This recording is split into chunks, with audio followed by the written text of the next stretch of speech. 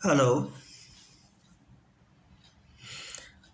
આજે આપણે reel life versus real life એટલે કે કાલ્પનિકતા વિરુદ્ધ વાસ્તવિકતા, જેને આપણે સ્ક્રિપ્ટેડ અને અનસ્ક્રિપ્ટેડ અથવા તો પ્રેડિક્ટેબલ કહીએ, એની વિશે વાત કરીએ. રીલ લાઈફ એક કલ્પના છે, એક ફેન્ટસી છે, કાલ્પનિક પરિસ્થિતિ છે. જેમ કે ટીવી શો, નાટક, મૂવી વગેરે. ટીવી સિરિયલમાં કામ કરતી એક અભિનેત્રી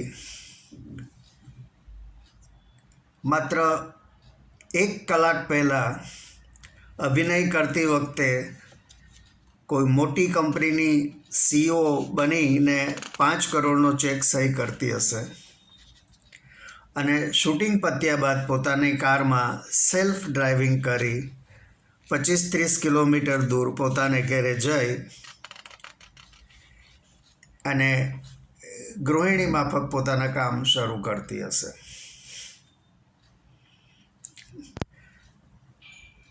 એ રિયલ લાઈફ છે.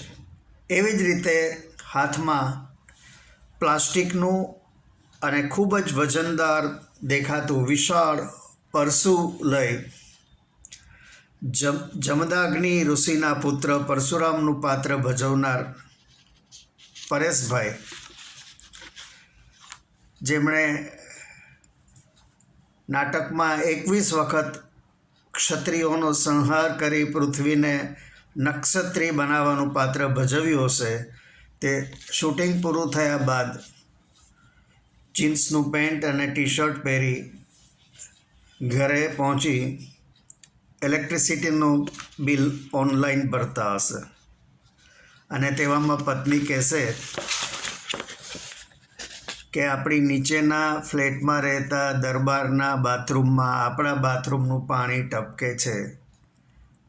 તે ઝઘડો કરવા આવેલા, કારણ કે આ પ્રોબ્લેમ ઘણા વખતથી ચાલે છે અને તમે તાત્કાલિક રિપેર કરાવો, નહીંતર જોઈ લઈશું, એવી ધમકી આપીને ગયા છે.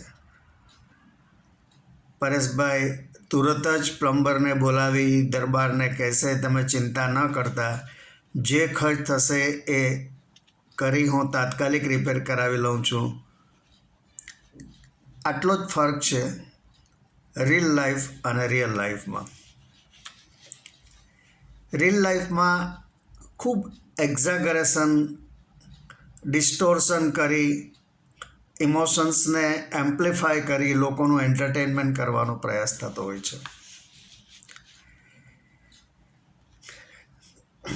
માણસે રીલ લાઈફ સ્ટોરીઝને ફોલો કરવા કરતાં બેલેન્સ્ડ પર્સપેક્ટિવથી રિયલ લાઈફ અને રીલ લાઈફ વચ્ચેનો તફાવત સમજી જીવન જીવતા શીખવું જોઈએ.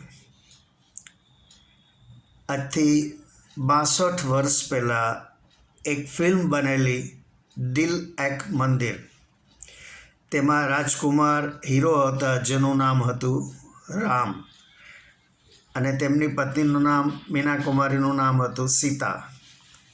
રામને જીવલેણ કેન્સર થયેલું. જે સવારે તેની ક્રિટિકલ સર્જરી થવાની હતી, જેમાં જીવનું પૂરેપૂરું જોખમ હતું, તેની આગલી રાત્રે રામ સીતાને કહે છે કે કદાચ મારા જીવનની આ આખરી રાત હશે. હું ઈચ્છું છું કે લગ્નની પહેલી રાત્રે જે રીતે સજી ધજીને તું તૈયાર થયેલી, એવી જ રીતે મારે તને આ આખરી રાતે જોવી છે. સીતા એ જ પ્રમાણે સજી ધજીને આવે છે અને એક ખૂબ જ ઇમોશનલ અને ખૂબ મધુર ગીત ગાય છે. રૂક જા રાત ઠહેર જા રે ચંદા, બીતે ના મિલન કી બેલા. પરંતુ વાસ્તવિક જીવનમાં આવું બને છે ખરું? એ ફિલ્મના અભિનેતા રાજકુમારનું નિધન પણ લગભગ 69 વર્ષે ગળાના કેન્સરથી થયેલું.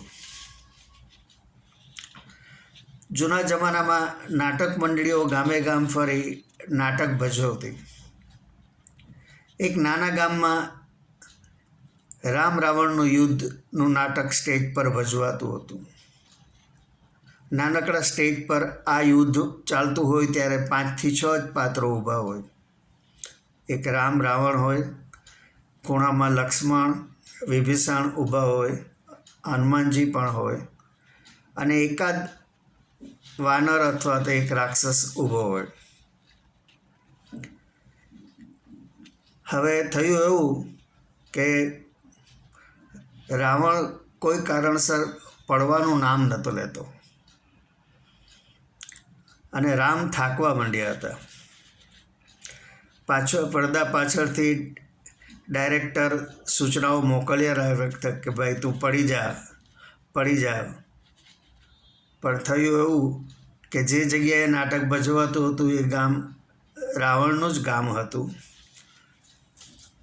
અને ઉપરાંત એનું પેમેન્ટ પણ ઓવરડ્યુ હતું. એટલે રાવણ જરા જુસ્સામાં હતો ને પડવાનું નામ નહોતો લેતો. આપણે જોઈએ કે રીલ લાઈફમાં 1000 કરોડની હવેલીનો માલિક અભિનેતા રિયલ લાઈફમાં જ્યારે એને 5-10 કરોડનો ફ્લેટ લેવાનો વારો હોય છે ત્યારે બેંકમાં લોન માટે અરજી કરતો હોય છે. છતાં પણ આપણને વાસ્તવિકતાથી દૂર અને કાલ્પનિકતાવાળા જીવનમાં ખેંચાણ ખૂબ હોય છે. ઘણી વખત આપણે જોયું છે કે એક હીરો હાથમાં એક પણ હથિયાર વગર સામે 20 હથિયારધારી ગુંડાઓની સામે લડી અને બધાને ભેગા કરી દેતો હોય છે અને આપણને આવું જોવું ખૂબ ગમતું હોય છે. આશા છે આપને મારી આ વાત ગમી હોય તો મારી વાતને લાઈક, સબસ્ક્રાઈબ અને શેર કરજો. આભાર. આવજો.